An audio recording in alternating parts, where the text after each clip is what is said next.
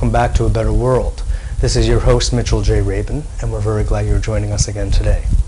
Today we're going to have another very interesting show. We have welcomed back Swami Prajnanananda of the Kriya Yoga tradition. He was with us last year, and he's joined us yet again today on his passage through New York.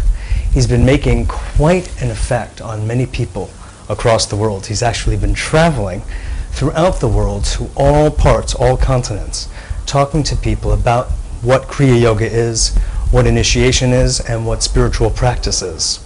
He's been really affecting the lives of many people in a very positive, very important way. And I hope that through this show, you too will get a sense of what's behind this wonderful man and the tradition that he is part of. Swamiji, thank you so much for being here again. Thank you. It's my pleasure. If you could first just tell us a little bit about what the Kriya Yoga tradition is. There are so many traditions in India, so many very rich spiritual traditions. What is the Kriya Yoga tradition in particular? Well, Kriya Yoga is a simple meditation technique that anybody can practice.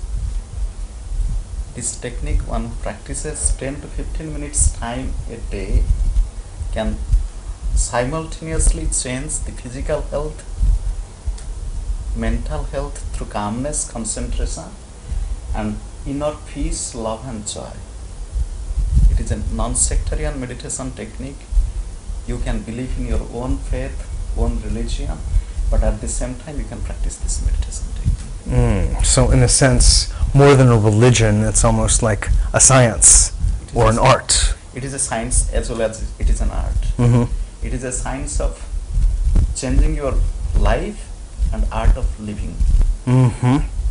Mm-hmm. Now, there are a number of other traditions that, especially from India, that make similar kinds of claims. What is it about the Kriya practices that is distinct? Practically in Kriya Yoga, we do not give any mantra, anything. There are some physical exercises anybody can practice to get the better health. Mm-hmm. Some breathing technique which brings concentration and calmness of the mind. And then through concentration, one can enter into the level of inner awareness, inner peace, love, joy. Mm-hmm. Okay, so it shares a number of things with other meditation practices, right? Surely.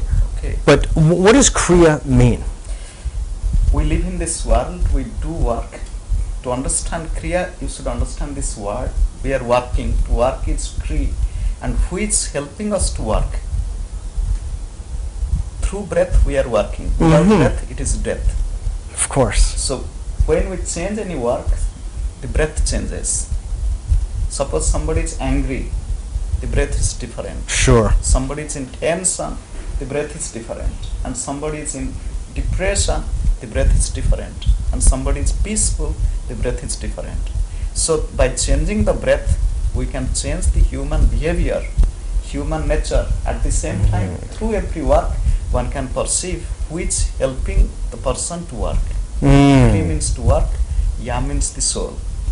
Through every work, to experience the energy, source of energy in the body, inside the brain, the Ya, Kri and Ya. So it has to do with the work of the soul. Mm-hmm. Mm-hmm. And bringing that more into one's physical life, reality, consciousness. Yes, yes, yes. And breath, since you mentioned it, in fact, is the, how do I put it, the life breath. It's the life force itself of Kriya Yoga, of the practice. Mm-hmm. Is that so? There is, perhaps you could share with the audience this idea, Swamiji, that there is this notion that every human being has a certain amount of breaths per lifetime. Could you speak to that? The yogis believe that a normal human being with average activities breathes 21,600 times a day. If you divide it into a minute, one breathes 15 times per minute. So 15 times per minute means 4 seconds in one breath. Mm-hmm. When one is doing lots of physical work, the breath changes, breath becomes quicker. when one is sleeping, the breath is longer, slow, long, deep. And the yogis also believe the human life is not the number of years, it is the number of breath. So the total number of breath is 21,600 times multiplied with 365 multiplied with 100. This is the total number of breath.